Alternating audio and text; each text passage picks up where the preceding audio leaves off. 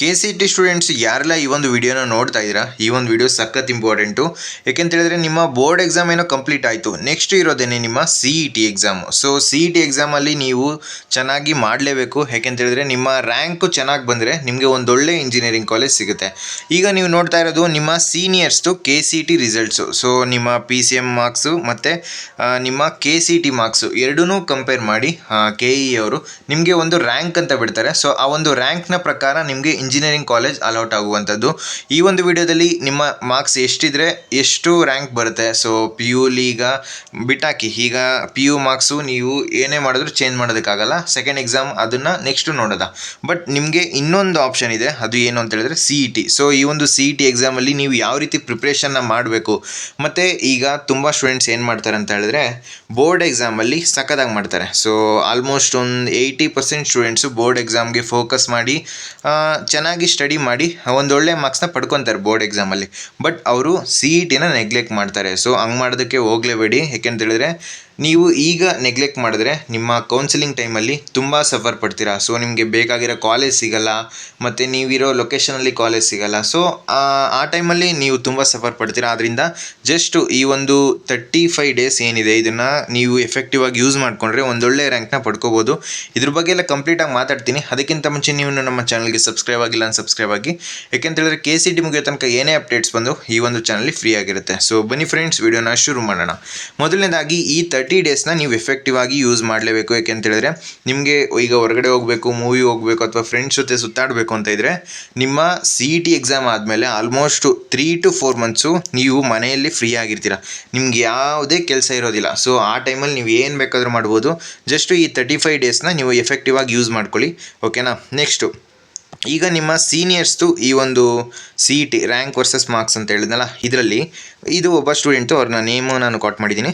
So ಇವರ rank ಎಷ್ಟು ಬಂದಿದೆ, 38,000 ಬಂದಿದೆ. ಸೊ ಈ ಒಂದು 38,000 ರ್ಯಾಂಕ್ ಬರೋದಕ್ಕೆ ಇವರ ಫಿಸಿಕ್ಸಲ್ಲಿ 70, ಕೆಮಿಸ್ಟ್ರಿಯಲ್ಲಿ 79, ಮ್ಯಾಥ್ಸಲ್ಲಿ 77. ಸೊ ಇದು ಇವರ ಬೋರ್ಡ್ ಮಾರ್ಕ್ಸು. ಬಟ್ CETಯಲ್ಲಿ ಪರವಾಗಿಲ್ಲ, ಚೆನ್ನಾಗಿ ಮಾಡಿದ್ದಾರೆ. ಸೊ ಫಿಸಿಕ್ಸಲ್ಲಿ 28, ಕೆಮಿಸ್ಟ್ರಿಯಲ್ಲಿ 46, ಮ್ಯಾಥ್ಸಲ್ಲಿ 34. ಆದ್ದರಿಂದ ನಿಮ್ಮ ಬೋರ್ಡ್ ಮಾರ್ಕ್ಸ್ ಅಷ್ಟೇ KCT ಮಾರ್ಕ್ಸ್ ಕೂಡ ತುಂಬ ಇಂಪಾರ್ಟೆಂಟು. ಸೊ ಪ್ಲ್ಯಾನ್ ಮಾಡಿಕೊಂಡು ನಿಮ್ಮ KCT ಪ್ರಿಪ್ರೇಷನ್ನ ಸ್ಟಾರ್ಟ್ ಮಾಡ್ಕೊಳ್ಳಿ. ಸೊ ಯಾವ ರೀತಿ ಓದಬೇಕು ಅಂತ ಕ್ಲಿಯರಾಗಿ ಎಕ್ಸ್ಪ್ಲೇನ್ ಮಾಡ್ತೀನಿ.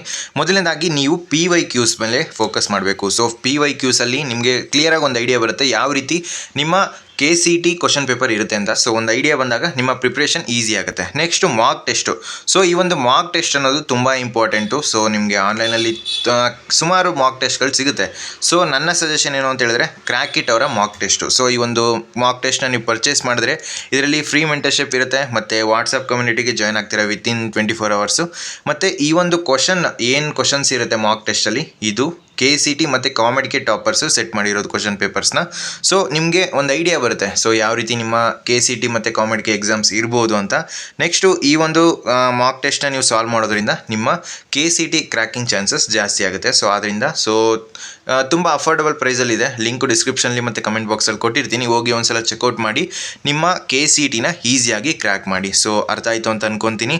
ಮೇಯ್ನು ನಿಮ್ಮ ಫೋಕಸ್ ಏನಿದ್ರು ಹೈ ವೈಟೇಜ್, ಸೊ ಯಾವುದೆಲ್ಲ ಹೈ ವೈಟೇಜ್ ಚಾಪ್ಟರ್ಸ್ ಇರುತ್ತೆ ಅದ್ರ ಮೇಲೆ ಇರಬೇಕು. ನೆಕ್ಸ್ಟ್ ಅದಾದಮೇಲೆ PYQs. ಸೊ ಈ ಎರಡರ ಬಗ್ಗೆ ಫೋಕಸ್ ಇಟ್ಕೊಂಡು ಈಗ ಸೆಕೆಂಡ್ PUCಗೆ ಆಲ್ಮೋಸ್ಟು ನಿಮಗೆ ಒಂದು ಯಾವ ರೀತಿ ಸಿಲೆಬಸ್ ಇದೆ, ಆಲ್ಮೋಸ್ಟ್ KCT ಮತ್ತು PU ಬೋರ್ಡು ಎರಡೂ ಆಲ್ಮೋಸ್ಟ್ ಸೇಮ್ ಇರುತ್ತಲ್ವ, ನಿಮಗೆ ಫೆಮಿಲಿಯರ್ ಇರುತ್ತೆ ಸೆಕೆಂಡ್ PUC ಆದರೆ. ಸೊ ಫಸ್ಟ್ PUC ಸಿಲೆಬಸ್ಸು ಯಾರಿಗೆ ಸಜೆಸ್ಟ್ ಮಾಡಲ್ಲ ಅಂತ ಹೇಳಿದ್ರೆ ನೀವು ಈಗಿಂದ ಯಾರೆಲ್ಲ KCT ಪ್ರಿಪ್ರೇಷನ್ ಸ್ಟಾರ್ಟ್ ಮಾಡಿದ್ದೀರಾ, ಅಂದರೆ ಇದುವರೆಗೂ ನೀವು KCT ಪ್ರಿಪ್ರೇಷನ್ ಸ್ಟಾರ್ಟೇ ಮಾಡಿಲ್ಲ, ಜಸ್ಟ್ ಇವಾಗ ನೀವು ಎಂಟರ್ ಆಗ್ತಿದ್ದೀರಾ KCT ಪ್ರಿಪ್ರೇಷನ್ಗೆ, ಅಂದರೆ ನಿಮ್ಮ ಫೋಕಸ್ ಏನಿದ್ರು ಸೆಕೆಂಡ್ PUC ಬಗ್ಗೆ ಇರಬೇಕು. ಸೊ ಫಸ್ಟ್ PUCನ ನೀವು ಕೊನೆಗೆ ಇಟ್ಕೊಳ್ಳಿ. ಅಕಸ್ಮಾತ್ ಆಗಲಿಲ್ಲ ಅಂದರೆ ಫಸ್ಟ್ PUCನ ಬಿಟ್ಟಾಕಿ. ಸೊ ನಿಮ್ಮ ಏನೇನಿದ್ರು ಸೆಕೆಂಡ್ PUCಗೆ ಜಾಸ್ತಿ ಫೋಕಸ್ ಇರಬೇಕು. ಸೊ ಇಲ್ಲಿ ನೀವು ಸ್ಕೋರ್ ಮಾಡಿಕೊಂಡ್ರೆ ನಿಮಗೆ ಒಂದೊಳ್ಳೆ ರ್ಯಾಂಕ್ ಬರುತ್ತೆ. ಆಲ್ಮೋಸ್ಟು 60 ಮಾರ್ಕ್ಸಲ್ಲಿ ನಿಮಗೆ 50% ನಿಮ್ಮ ಸೆಕೆಂಡ್ PUC ಎಕ್ಸಾಮಿಂದ ಬಂದರೆ ಜಸ್ಟು 30 to 40% ನಿಮ್ಮ ಫಸ್ಟ್ PUCಯಿಂದ ಬರುತ್ತೆ. ಸೊ ಆದ್ದರಿಂದ ಆಲ್ಮೋಸ್ಟ್ ಒಂದು 20 ಕ್ವಶನ್ಸು ಮತ್ತು 40 ಕ್ವಶನ್ಸಲ್ಲಿ ನೀವು 40 ಕ್ವಶನ್ಸಲ್ಲಿ ಆಲ್ಮೋಸ್ಟ್ ಒಂದು 30 ಕ್ವಶನ್ಸು ನೀವು ಕರೆಕ್ಟಾಗಿ ಸೆಕೆಂಡ್ PUCಯಿಂದ ಅಟೆಂಡ್ ಮಾಡಿದ್ರಿ ಅಂತ ಹೇಳಿದ್ರೆ ನಿಮಗೆ ಒಂದೊಳ್ಳೆ ರ್ಯಾಂಕ್ ಬರುತ್ತೆ. ಸೊ ಫಸ್ಟ್ PUCದು ಏನು ಮಾಡೋದಕ್ಕಾಗಲ್ಲ. ಅಕಸ್ಮಾತ್ ಒಂದು 20 ಕ್ವಶನ್ಸಲ್ಲಿ ನಿಮ್ಮ ಲಕ್ಕಿಂದ ಒಂದು 5 to 6 ಕ್ವಶನ್ಸ್ ಕರೆಕ್ಟ್ ಆದ್ರೂ ನಿಮಗೆ ಅದೇ ತುಂಬ ನಿಮ್ಮ ರ್ಯಾಂಕ್ನ ಪುಷ್ ಮಾಡುತ್ತೆ. ಸೊ ಆದ್ದರಿಂದ ಅದರಿಂದ ಹೈ ವೇಟೇಜ್ ಚಾಪ್ಟರ್ಸು ಮತ್ತು ಸೆಕೆಂಡ್ PUC ಪೋರ್ಷನ್ಸ್ಗೆ ನಿಮ್ಮ ಪ್ರಿಪ್ರೇಷನ್ ಫೋಕಸ್ ಮಾಡಿ. ನೆಕ್ಸ್ಟ್ ಇದಾದಮೇಲೆ PYQs ಮತ್ತು ಮಾಕ್ ಟೆಸ್ಟು. ಸೊ ಲಿಂಕು ಡಿಸ್ಕ್ರಿಪ್ಷನಲ್ಲಿ ಇರುತ್ತೆ ಮತ್ತು ಕಮೆಂಟ್ ಬಾಕ್ಸಲ್ಲಿ ಇರುತ್ತೆ. ಹೋಗಿ ಒಂದ್ಸಲ ಕ್ರ್ಯಾಕಿಟ್ ಅವರ ಮಾಕ್ ಟೆಸ್ಟ್ನ ಚೆಕ್ ಮಾಡಿ, ತುಂಬ ಅಫೋರ್ಡಬಲ್ ಪ್ರೈಸಲ್ಲಿ ಇರುತ್ತೆ. ಸೊ ಫ್ರೆಂಡ್ಸ್, ಈ ವಿಡಿಯೋ ನಿಮ್ಗೆ ಇಷ್ಟವಾಗಿತ್ತು ಅಂದರೆ ಲೈಕ್ ಮಾಡಿ, ಕಮೆಂಟ್ ಮಾಡಿ ಮತ್ತು ನಿಮ್ಮ ಫ್ರೆಂಡ್ಸ್ಗೆಲ್ಲ ಈ ವಿಡಿಯೋನ ಶೇರ್ ಮಾಡಿ.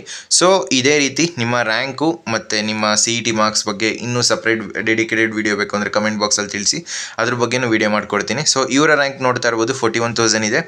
ಬೋರ್ಡಲ್ಲಿ ಸಕ್ಕದಾಗಿ ಮಾಡಿದ್ದಾರೆ. ಸೊ ತುಂಬ ಚೆನ್ನಾಗಿ ಮಾಡಿದ್ದಾರೆ. 97, 93, 90. ಬಟ್ CETಯಲ್ಲಿ 18, 25, 20. ಸೊ ಇಷ್ಟೇ ತೆಗೆದಿರೋದು. ಸೊ ಅದರಿಂದ ಇವರ ರ್ಯಾಂಕು ಎಲ್ಲಿಗೆ ಬಂದಿದೆ?